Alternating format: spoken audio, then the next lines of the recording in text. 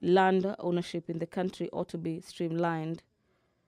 And they were calling for members to go actually over the call for duty and ensure that the legitimate landowners in the country do not have to fight for their property through the courts or other avenues, and that the House should streamline matters to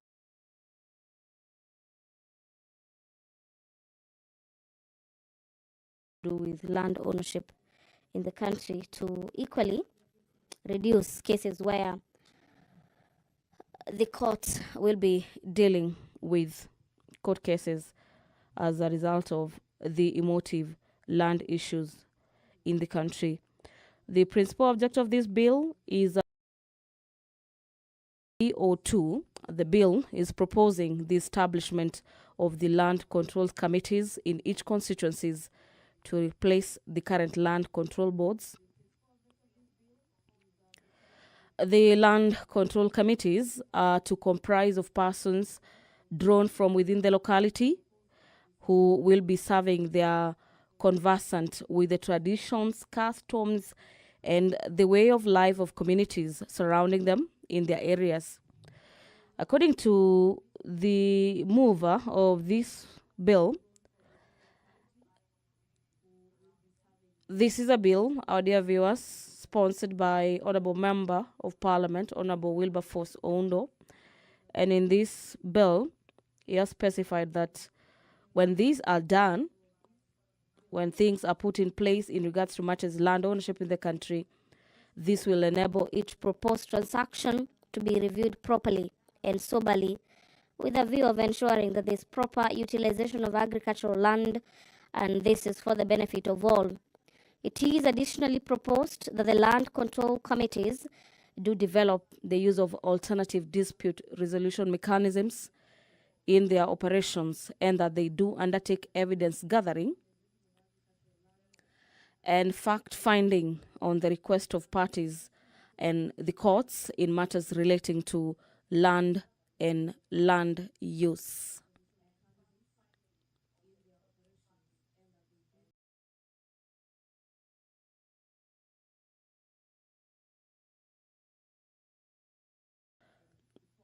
The bill delegates legislative powers to the Cabinet Secretary responsible for land to make regulations for the carrying out into effect of its provisions. This bill on matters controlling of land do not limit any fundamental rights or freedoms. And as to whether the bill is a money bill within the meaning of Article 114 of the Constitution, the enactment of this bill will occasion expenditure of public funds.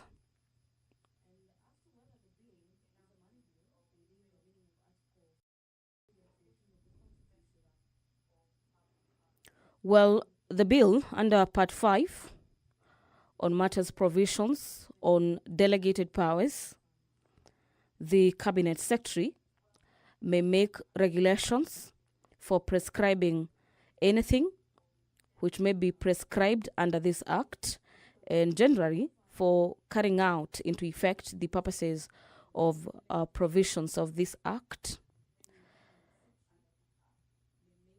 The Cabinet Secretary, again, is set to make regulations without prejudice to generality and subsection of regulations in regards to the streamlining of land ownership in the country.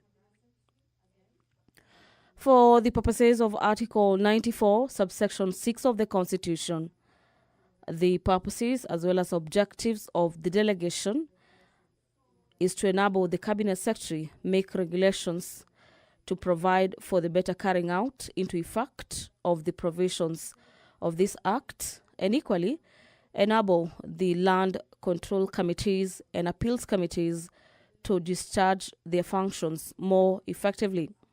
The authority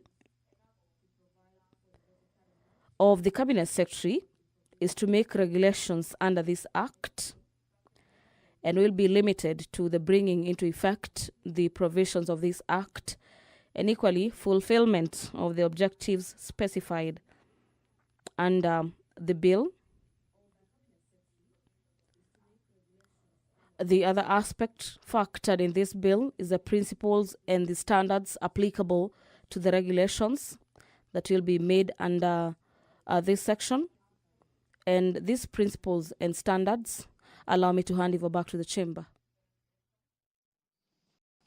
The time being 4:50 p.m., this House stands adjourned until Tuesday, the 5th of November, 2024 at 2:30 p.m.